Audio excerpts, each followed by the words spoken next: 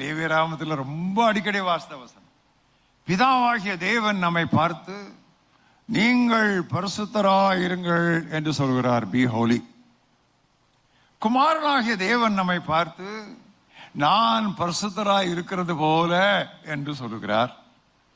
பரிசுத்த ஆவியானவராகிய தேவன் நம்மை பார்த்து உங்களை பரிசுத்தமாக்குகிற தேவன் இல்ல, திருத்துவத்தின் மூவரும் பிதாவாகிய தேவன் பரிசுத்தமாயிருங்கள் என்று சொல்லுகிறார். நீங்க மேல இருந்துட்டு பரிசுத்தமா இருங்கன்னா எப்படி இருக்கிறது, இங்க வந்து பாருங்க அப்படின்னு சொல்லுங்க.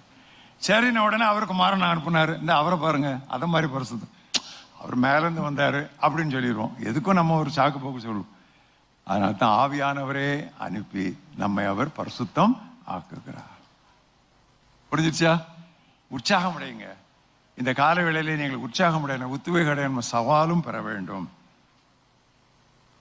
வசனங்களை குறிச்சிக்கங்க. லேவியராகமம் 20:7-8, 1 பேதுரு 1:16. நீங்கள் ஏற்கனவே பரிசுத்த நகரத்தாராய் இருக்கிறீர்கள், ஆகையால் அசுத்தமான இச்சைகளுக்கு விலகியிருங்கள் என்று பேதுரு தன்னுடைய முதல் நிருபத்திலே 2ஆம் அத்தியாயம் 9-11 வசனங்களிலே குறிப்பிடுகிறார். இதெல்லாம் வீட்டுக்கு போய் இன்னைக்கு வீட்டு பாடம் படிக்கணும். ஏற்கனவே நீங்கள் பரிசுத்தவான்களாய் இருக்கிறீர்கள், எனவே எபேசியர் 5:3 படி லஸ்ட் ஆஃப் த ஃபிளஷ், மாம்ச இச்சை, பண ஆசை, இவைகளின் பெயர் முதலாய் உங்களிடத்திலே சொல்லப்பட கூடாது. ஏன்? நீங்க பரிசுத்தவான்கள். பரிசுத்தவான்கள் பரிசுத்தமாய் நடக்க வேண்டும். Saints must walk saintly. வார்த்தைக்கு வார்த்தை நான் தெரிந்து தெளிவாக துல்லியமாக உங்களுக்கு சொல்லிக் கொடுக்கிறேன். இதெல்லாம் ரெக்கார்ட் ஆகுது, உலகம் பூரா இப்ப பார்த்துட்டு இருக்கிறாங்க. எத்தனை விசுவாசிகள் இன்றைக்கு குற்ற உணர்வு இருந்து வெளியே வரப்போறாங்கன்னு எனக்கு தெரியும். ஆயிரங்கள் லட்சங்கள் இன்றைக்கு வரப்போகின்றன. குட்டி குட்டி பிசாசு வச்சிருக்கிறோம். பரிசுத்த சகோதரரே, நாம் அறிக்கையிடுகிற அப்போஸ்தலரும் பிதாவினிடத்திலிருந்து அனுப்பப்பட்டவர், பிரதான ஆசாரியரும் பிதாவினிடத்திற்கு திரும்பி சென்றவர், ரெண்டும் வந்துருது. அவரை கவனித்து பார்த்து அவர் போல நீங்க நடங்க. இதுதான் ப்ரோக்ரெசிவ் சாங்டிபிகேஷன். அவர் வரும்பொழுது நாம் அவரை போல இருப்போம். இப்படிப்பட்ட நம்பிக்கை வைத்திருக்கிறவன் அவர் சுத்தமல்லா இருக்கிறது போல தன்னையும் சுத்திகரித்துக் கொள்ளுகிறான். 1 யோவான் 2:3 பரிசுத்தமாய் இருக்கிறவன், பரிசுத்தமாய் இருக்கிறவன், புரியுதா? ஸ்டேட் அண்ட் ஸ்டாண்டிங், புரியுதா? அந்த இப்ப பரிசுத்தமா இருக்க, நீங்களும் பரிசுத்தவான்கள் தான், இன்னும் பரிசுத்தமா இருக்க.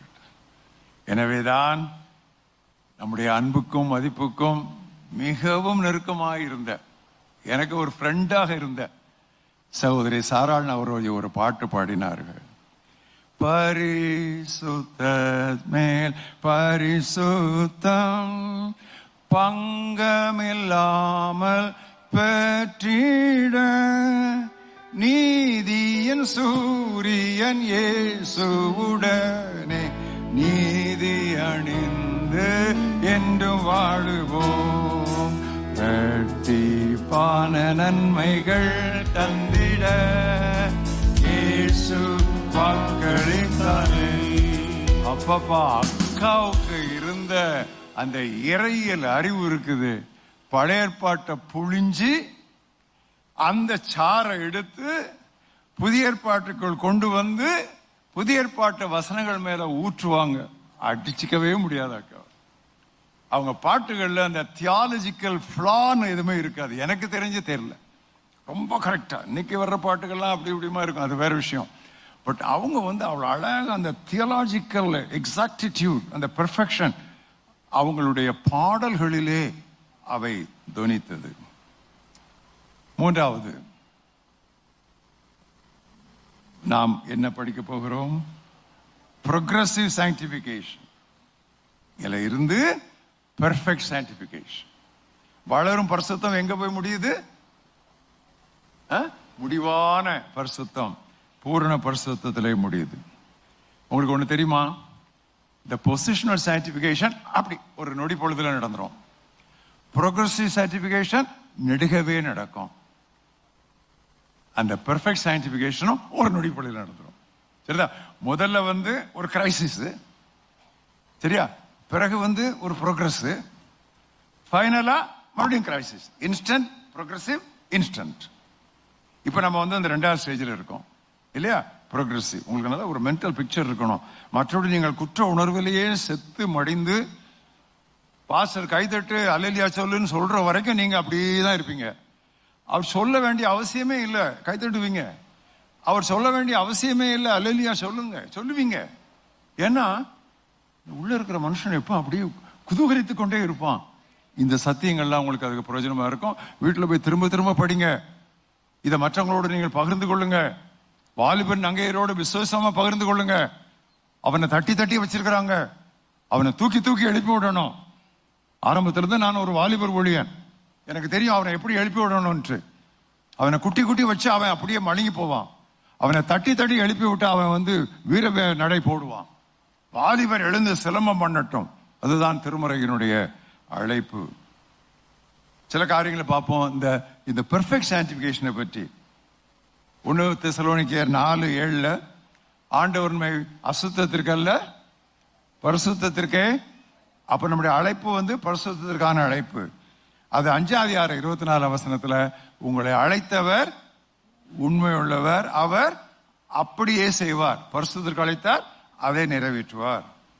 பிலிப்பியர் 1:6 உங்களிலே நற்செயலை தொடங்கியவர் கர்த்தராகிய இயேசுவின் நாள் மட்டும் அதை முடித்து தீர்ப்பார் என்று நினைத்திருக்கிறேனா?